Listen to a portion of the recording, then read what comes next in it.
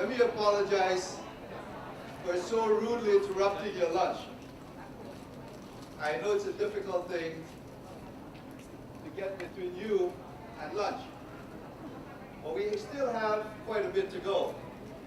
So we thought we'd start, and as you continue to have lunch, we can also continue to work. Welcome to the Summer Institute of 2016. This has become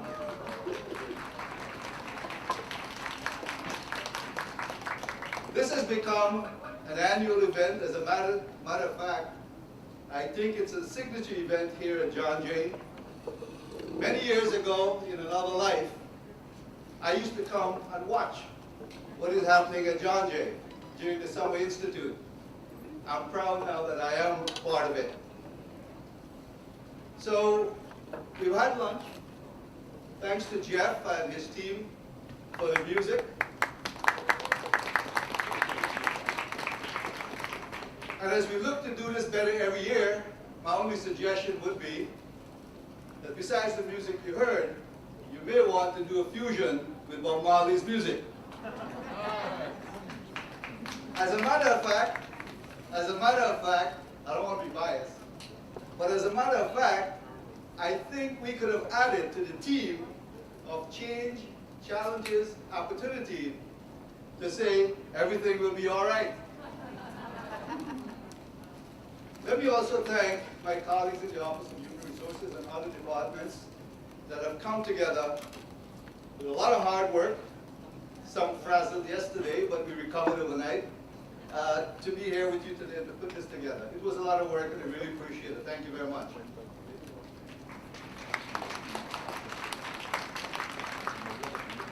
We have colleagues from the outside, TIA Craft, DCAS, CUNY Work Life. Thank you all for coming.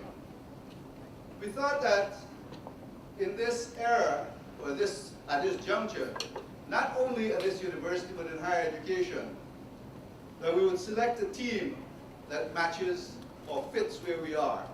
Change, challenges, and opportunities. At the time of putting this together, I asked Provost Bowers who would be the best person to be our lunchtime speaker. Oh, yeah. And I am more than pleased and honored to say that Alison Pease has agreed to join us.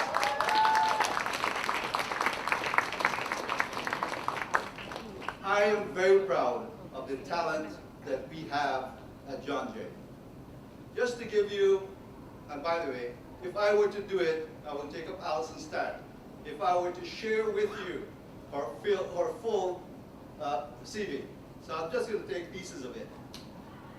Alison has up to today 3 books, 8 articles, 10 book reviews, 5 edited publications, 21 invited talks, except today, so this makes it 22, and 13 fellowship and awards. That is more than impressive, and John Jay should be very proud to have that kind of a talent among us. But what is even more interesting, or what is even more impressive, is her area of work. Modernism, feminism, and the culture, race and ethnicity, which is close to a lot of us, sexuality, no comment, gender reconstruction, this one is interesting, pornography and persuasions, and of course feminism and individualism. There is one here that I wouldn't share, but I invite you to look up Alison's CV, which is on our website. There is absolutely no one else that we could have had better than Alison Pease. Allow me to present to you a colleague, a distinguished colleague, Alison.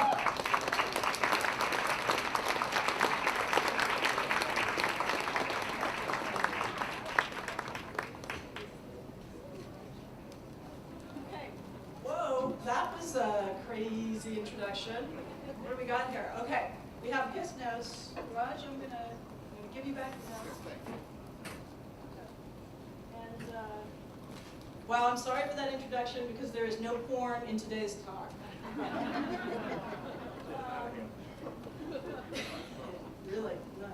Okay, let me make sure this is working. It worked before. Oh, whoop, going too fast. All right, we got it, right?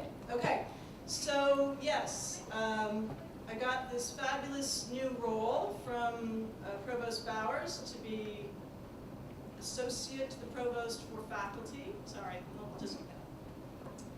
And the first thing that happened was a week later, Raj called up and he said, Jade says that you're just the person to talk about changes and challenges in higher education. And you've heard my CV. You know what? I have no idea. But that's what I'm here to do, and I'm going to do it. I'm going to tell you guys all about it, and if I haven't convinced you at the end, well, oh well. So let's do this. Okay. First, I'm going to start with a story. It's a prologue. Devika. About a month ago, I was in my office and the phone rang, and I picked it up, and I said, Allison Pease, which is how I answer it. It's also how I remind you guys of my name. And I heard someone on the other end say, Allison, it's Devika. And I said, hi. And she then knew that I didn't quite recognize or remember, and so she said, don't you remember me? And then I heard it. She had a sort of lilting Indo-Trinidadian accent, and she fell into place for me. Devika was a student that I taught in 1999. We had been friendly at the time. I actually attended her wedding that summer and been in touch for maybe a year after that, but we had not been in touch in 16 years. She asked if we could have lunch, and I said absolutely. I went down to meet her at the Woolworth building where she works. That's the Woolworth building. But I was really nervous because why does someone with whom you've not been in contact for 16 years contact you? Anyone ever had that experience? I have twice. Usually it's people in 12-step programs. But nonetheless, you know, I was really curious and interested. And so she told me the story of her tumultuous marriage and her beautiful daughter and leaving her abusive husband and sleeping in her sister's living room for 2 years while she got back on her feet. And then she started telling me about some classes that she was taking. And she said that she had just been accepted into Hunter's Masters of Social Work program. And then I knew exactly why she wanted to have lunch with me. You know, why me as a specific person, not me. Me as a representative of John Jay, and as someone who cared about her success, again, as a representative of John Jay. And I did, and I do, and I was really excited to hear about her story. But I want to say that this is something that actually all of us do here, you know, no matter what your job is. We're witnesses to something really fundamental that humans want and need, and that's the need to be seen as good, the need to be seen as better, and the need to be seen as having potential to become your best self. One of the things I'm really proud about in working at John Jay is that I think we affirm that hope for people all the time simply by our existence. Okay, that's all happy talk. Now let's get to the real stuff. Changes, challenges, higher education. Here's how I'm going to do this. I'm going to talk about 4 things as quickly as I can because I do not want to bore you too much. A brief history of universities. What are they and why do they exist at all? I know I'm a professor and suddenly you guys are getting really nervous, right? You're like, wait, this is lunch. A recent history of public education in the US and how it's been funded because that's led us to a certain kind of crisis. Third, the future of higher education and how John Jay is or is not participating in those trends, and then I'm going to come back to this question of value. Okay. Higher education is in a period of disruption, and disruption brings with it change and failure. Student enrollment is dropping nationally, and in fact, actually, 50% of all colleges did not make their enrollment targets this year in the United States. That's pretty shocking. Those that are most affected are small private colleges with small endowments. Public colleges are not closing, you don't need to panic yet, but they are merging, they are cutting parts of what they offer, and we should be aware that our own governor, Governor Cuomo, has talked about merging with SUNY, in part because he thinks there's a lot of financial waste when you have duplicated services. And I suppose if I was the governor, I might think the same. It's not untrue.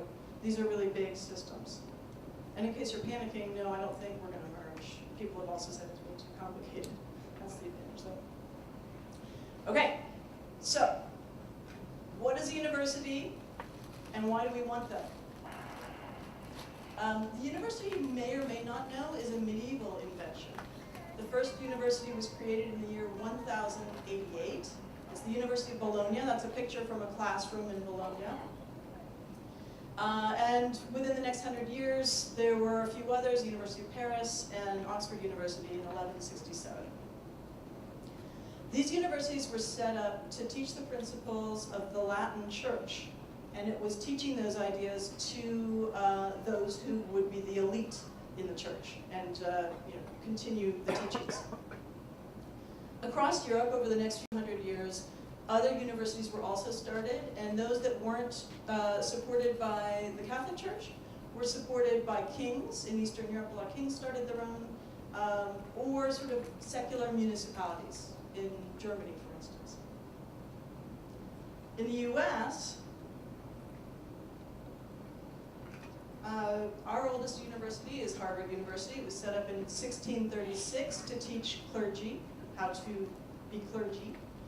And the College of William and Mary down in Virginia was started in 1693 to teach the Church of England.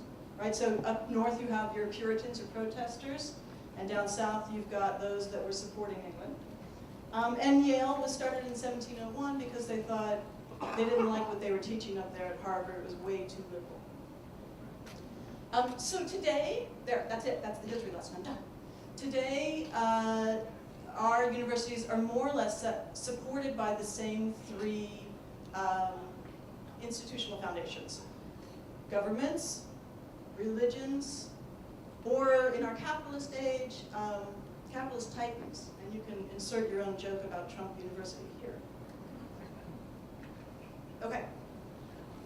So now I'm going to talk just a little bit about public education in the US and its history, because again, that is what's led us to the point where we're at right now. Part of the history of public education is pretty interesting, is just a history of massive expansion. Alongside that is a history of increasing and escalating costs. From the 1900s to the 1950s, tuition was really low, like about $100 in today's dollars. You could go if you wanted to go, but not that many people went because you didn't need to. You could have a high school diploma and have a very comfortable middle-class life, so college wasn't that important. Then, starting in 1944, after World War II, our government passed the GI Bill, and this paid really handsomely for one to go to college, right? So you had more money than you needed to pay for tuition, you had living expenses, so naturally enrollment started to surge, the 1950s to the 1960s. And what we experienced in the second half of the 20th century is huge growth in public education. And in fact, actually, John Jay was really kind of a part of that. City University of New York was created as an entity in 1961. At that time, there were 2.5 million people enrolled in universities across the country. Now, there are more than 20 million people enrolled in public universities across the country. And of course, everybody in this room knows, and John Jay is a testament to the fact that part of what happened there is both genders got into the education game. All races and ethnicities were suddenly being educated, and all classes were being educated. Why do I feel like John wants to raise his hand? Okay. So part of this growth, though, what happened with that is that tuition began to increase. in the 1950s, as you had that demand surge, of course, then prices always go up when there is demand. So the US government got involved in the 1960s, and they created, wait, where's my financial aid people? Are they here? Woohoo! Financial aid, this slide's for you. In the 1960s, the government created loans for the first time that would allow people to borrow money to go to college. And then in 1972, they started the Pell Grant, which would give students money to go, you didn't have to pay it back.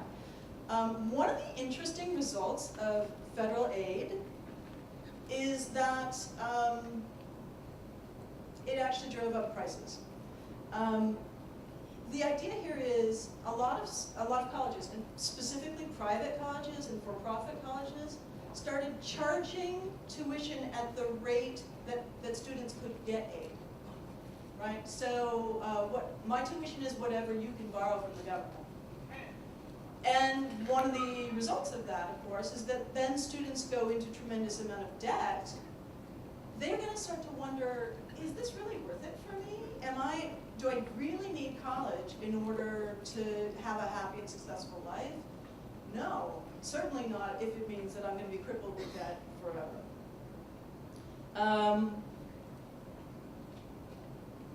The second thing that was happening at the same time is because the US government got involved, and again, that's really recent. If you think about our history as a nation, it's only 50 years or so that the US government's been involved in paying for or giving loans to people who go to college.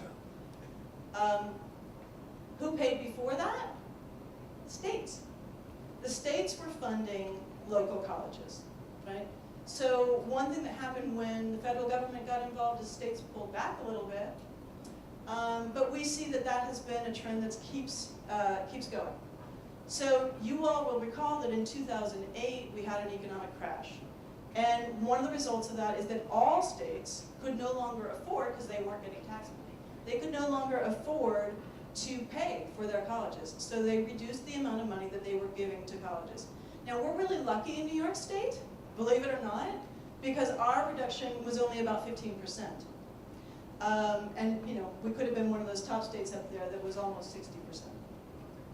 But 15% is a lot to us, especially here at CUNY. And so we've had to do a couple things that are different. We've had to charge our students more money. And we've also had to join another national trend that sometimes seems at odds with our mission.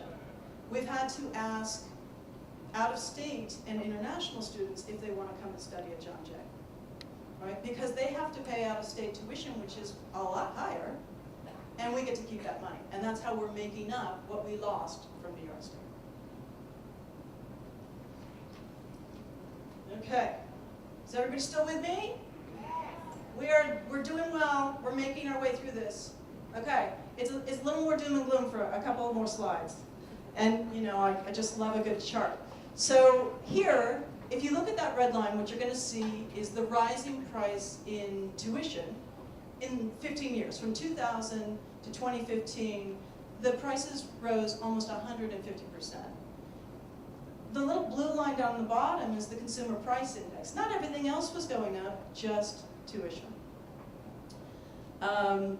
You'll also see on the far right part of the chart there, those green lines alongside tuition going up, those lines are loans, right? So you see the loans go jumping up too. So we're in a real bind.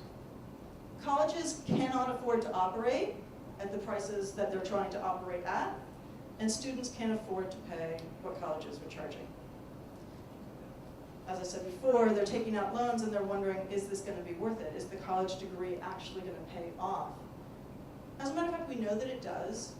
Over the course of a lifetime, someone with a college degree will earn 80% more than someone without one. But, if it was my money, I'd be worried too. Not my money, it's my future. So why does college cost so much?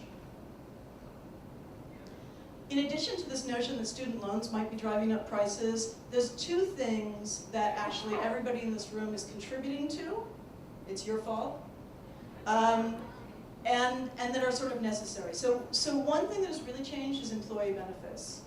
Where are the HR people? All right, HR people, you know this. You know that 40% of our payroll goes to pay our benefits.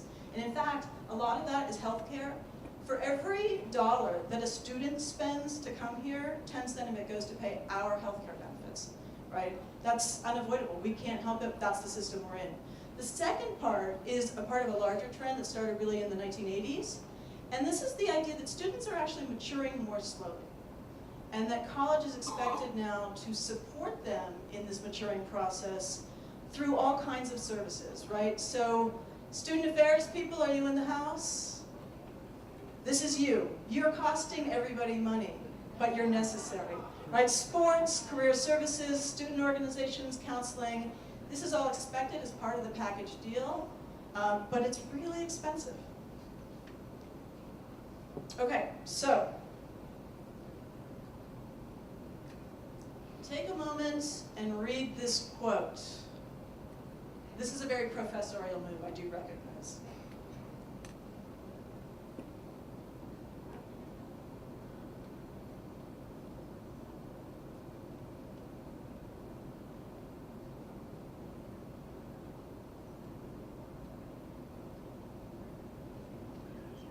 So I find this statement from Jeffrey Selingo, he's a higher education journalist, writes for the Chronicle of Higher Education, really alarming.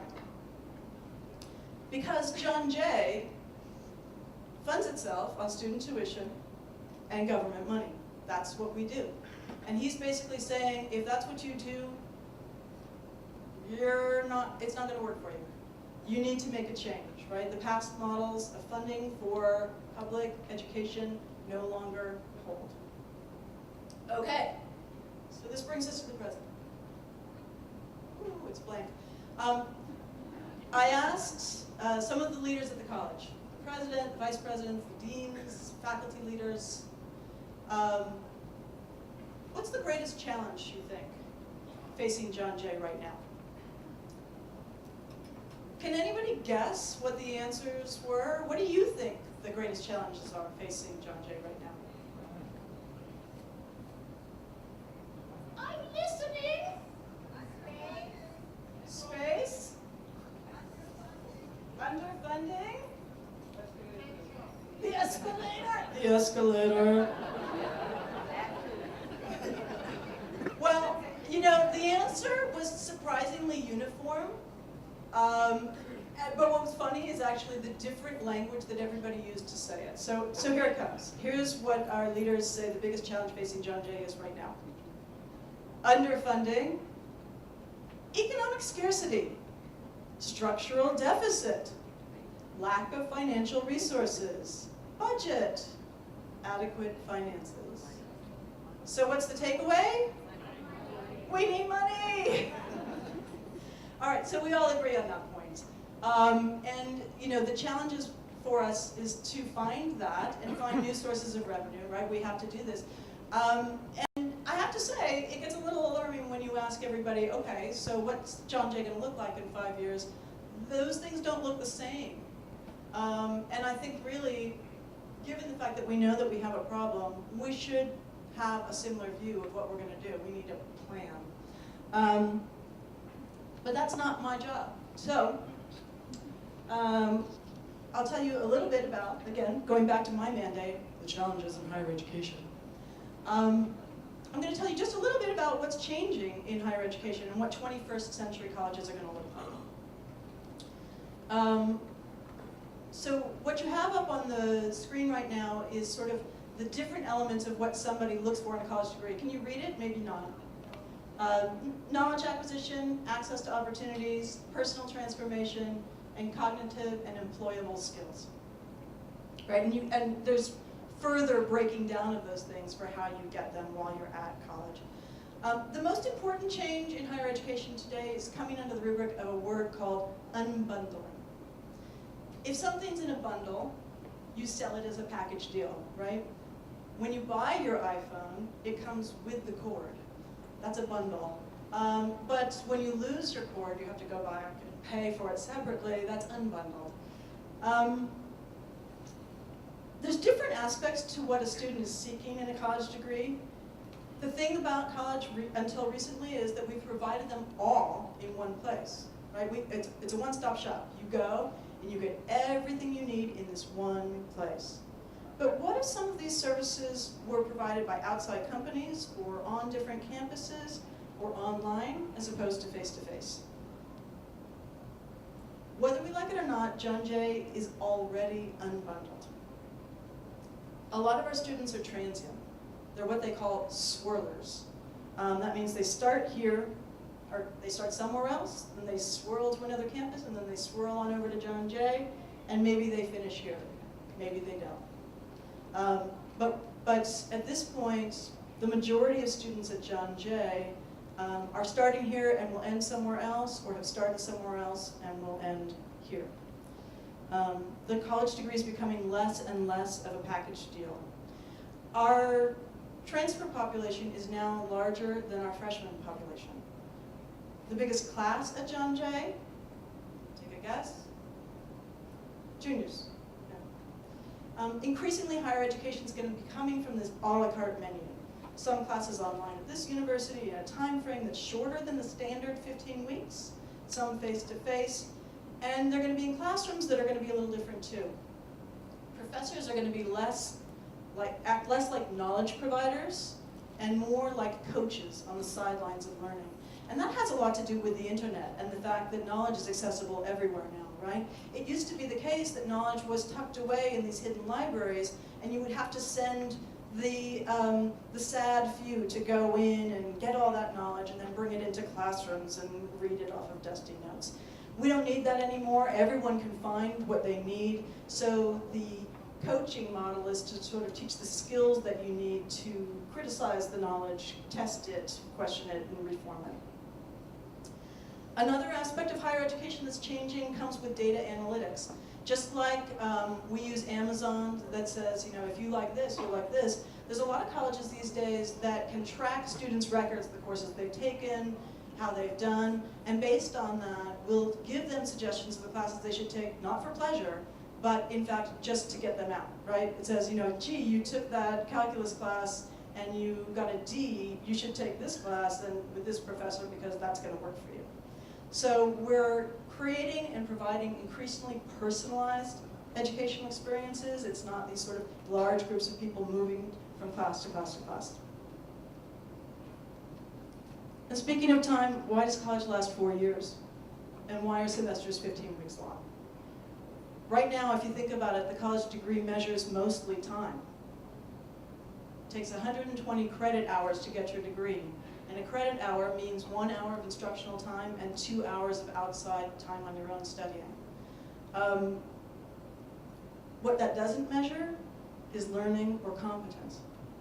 And increasingly, degrees are going to start to measure competence and not time. And so the format that they're going to take is changing.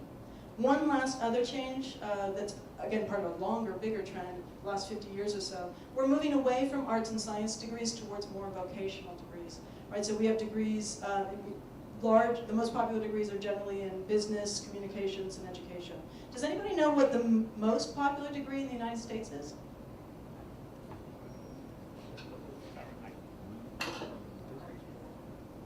Not psychology, number 2. Business.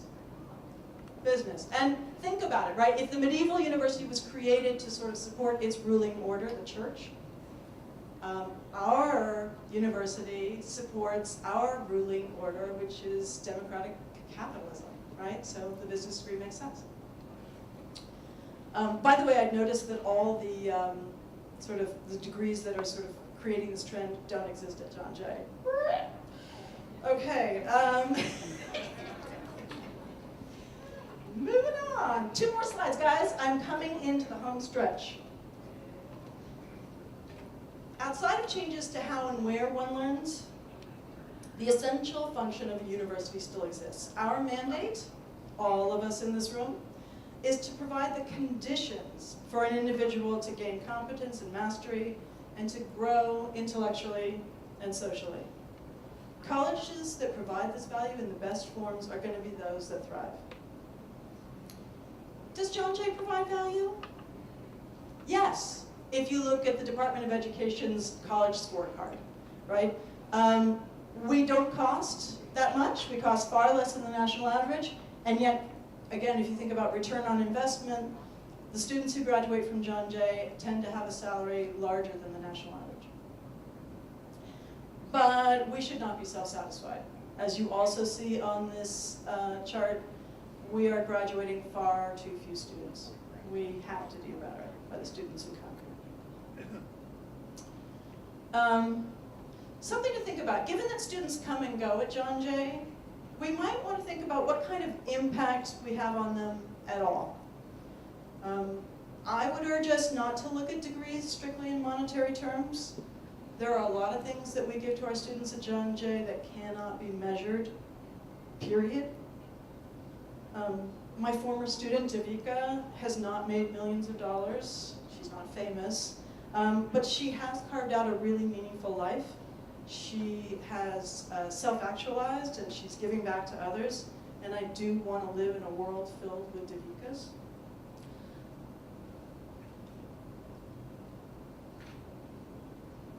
Okay.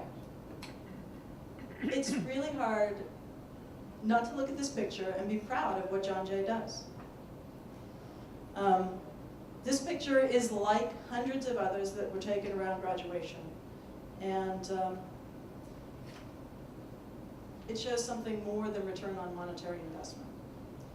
It shows diversity and harmony. It shows joy and accomplishment. It shows people who feel empowered because they've been challenged and they know that they're better than when they started here. It shows that they did something and they learned things that will make their lives and the lives of others better. And whether you in this room met these students or not, every one of us in this room made that happen for these students. Right? We all contribute to this.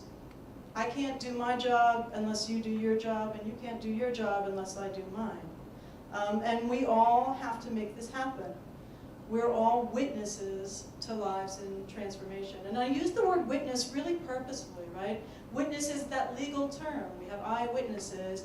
It really means that you have, by seeing it and testifying to having seen it, you've made it real for somebody else. And that's what I hope we do. Our seeing our students work makes that work real to them. Our witnessing their potential and their transformations is the necessary condition for those transformations. So no matter what shape we take as we move forward into the future, I hope that if we can keep our hearts and minds on that fact, we'll be okay. Thanks very much for allowing me to talk to you.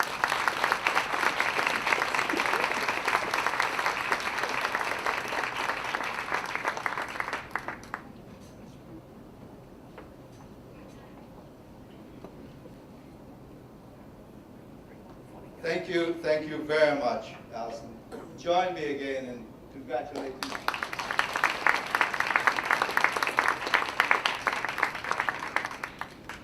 Another thing we do at John Jay during the Summer Institute is to recognize ourselves. As a matter of fact, if you, and this is a free commercial actually, if you go to the Reorganize website of the Office of Human Resources, my colleagues have put together a really, really terrific place to go for information. And it has a tagline, employee engagement, which is what we're doing here today. But it also goes a step further. If you look at that, and I urge you please to do so, it has the photographs that are moving of previous Summer Institutes and Bravo Award ceremonies. So this year, as we normally do, we recognize and honor one of our colleagues. As I understand it, in the past, it was taking the group of folks who were honored in the spring and then in the fall. And democracy prevails quite a bit here at John Jay, because we allow your colleagues to decide who. Notice there wasn't any administrator on that committee. This came from yourselves. So this year, let me start off by thanking the committee. We had Peter Durendorf, Sylvia Lopez, Sandrine Gerbaki, Nadine Griffith-Allen, and Alina Rajaboy. I want to thank you. I know how difficult it was, and I know the pains you went through. But folks, this is the closest I'm going to get to an Academy Award. So I will take advantage of it. The committee, after much deliberation, selected Anne Fan from our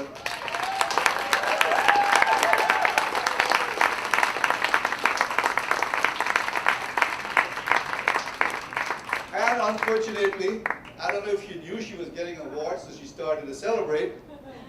But Anne is outside of the country. We offered to Skype Anne in, but I think we have done better than that. So before we move to that real honor, our colleague Rama Sudhakar has agreed to accept the award on behalf of Anne. Rama?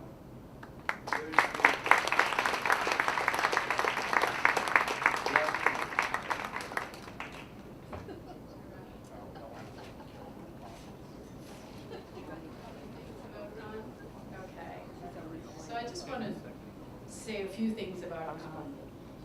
She is a beautiful 4-year-old named Miles. She's an immigrant. This year, she and her husband received their green cards. She's right now in Sweden, visiting her parents and siblings for the first time in 10 years. She's a marathon runner. In the last New York City Marathon she participated in, she came in the top 20% overall and the top 10% among women.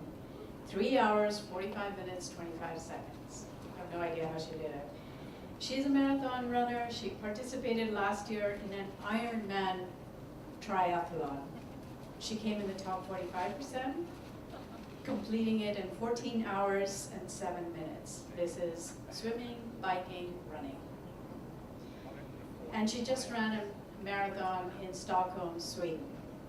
So now this is all just outside of John Jay. This is her life outside. I haven't even come to John Jay. At John Jay, she has been working here for about 7 years with our marketing department. She assists hundreds of people and hundreds of departments throughout the college with their web needs. She's respectful, courteous, responsible, caring, incredibly hardworking colleague. She's worked on countless projects and conference sites ranging from the college's 50th anniversary and the Bridging the Divide site. All of these things required innumerable changes and edits regularly throughout the year and to ensure that the information is accurate. She won the Bravo Award as part of the website redesign team last spring. And then this spring, she won the Bravo Award for her outstanding customer service and patience and understanding, and for her support for major college projects.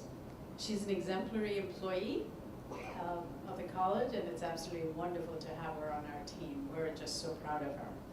So it gives me great pleasure that Anne is receiving this award, the Employee of the Year Award in 2016. And as Raj said, she's away in Sweden right now.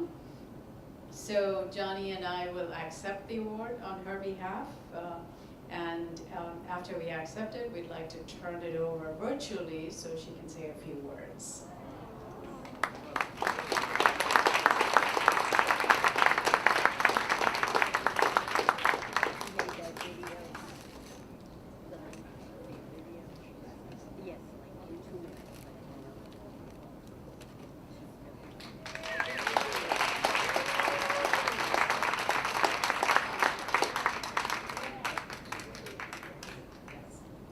Can we run the video, please? Hi guys.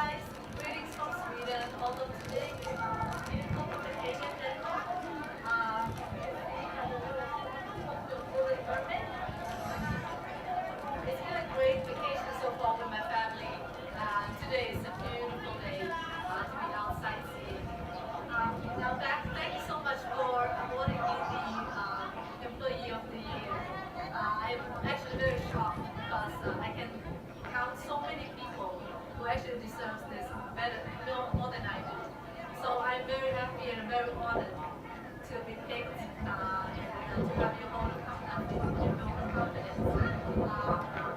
I hope to be back soon and work with you all, with all you guys. I want to say thank you to my BMW crew. I love you guys. You are a great inspiration. Although you do a lot of work that no one noticed, I know you do very important work. So I see you soon, okay? Bye.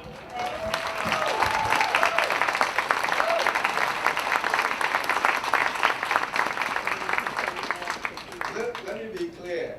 She didn't get a vacation from Georgia to Sweden because she's employed in year one. Because then somebody's going to ask me, somebody's going to ask me how we're paying for the trip. So it's that. The other fun piece before we get back to the workshops, the colleagues have put together a raffle. So I'll ask Elisa and Shirley come and do their thing.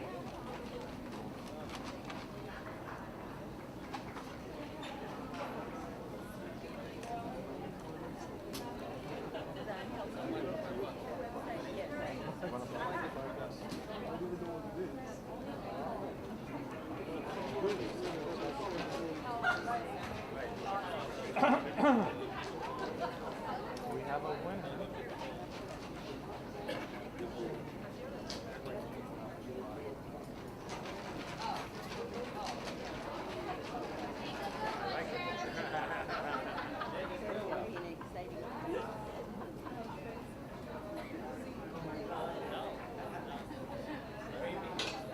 Ramil Rodriguez.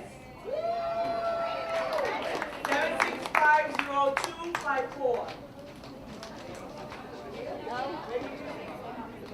It's Raimi Rodriguez.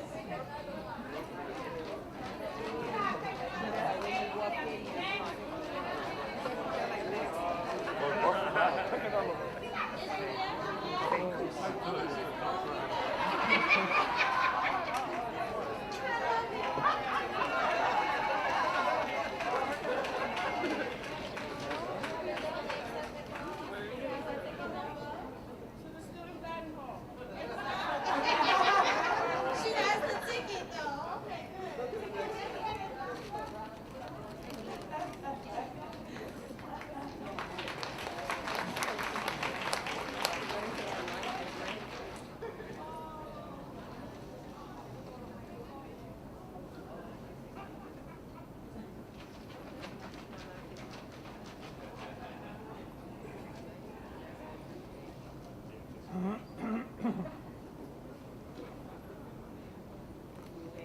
Okay, no name. 7650244.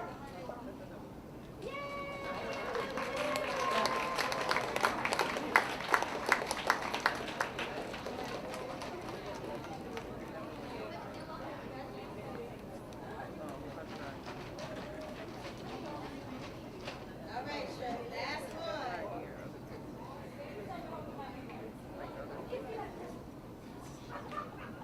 Gabrielle Lloyd.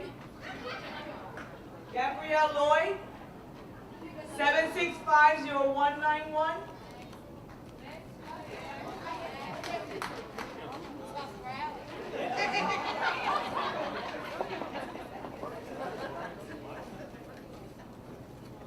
Okay, no name.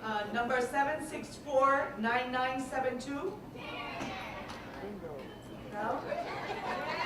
Somebody. 7649972. No. Wait.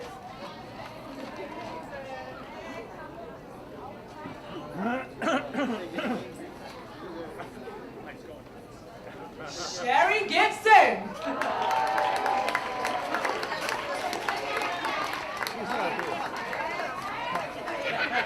No one's been accepted? No. Is she didn't put it on the ticket? Wait, put on the ticket? 7649643. Sherry Gibson? I have 7649643. No? All right.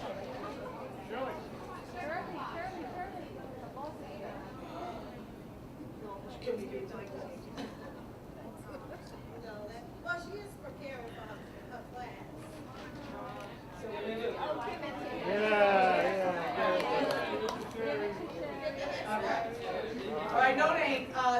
764-9991.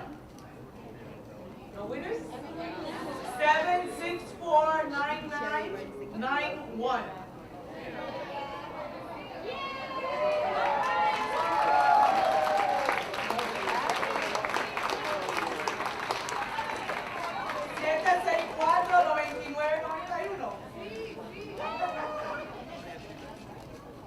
All right. All right.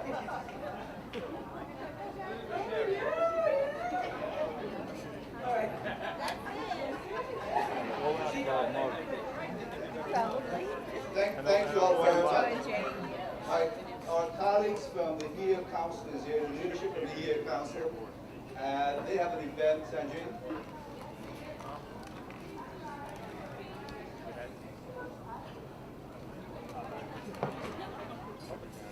Good afternoon, everyone. Good afternoon. I just wanted to remind you that we're having a get-together this Wednesday, June 15th, in the faculty and staff dining room. This is our annual HERE get-together, and we hope that you will come. That's about it. Have a wonderful day.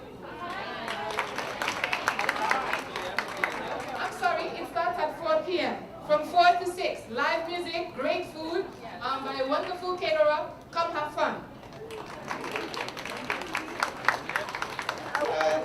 And just to say good luck to all of those who are contesting the HERE Council elections.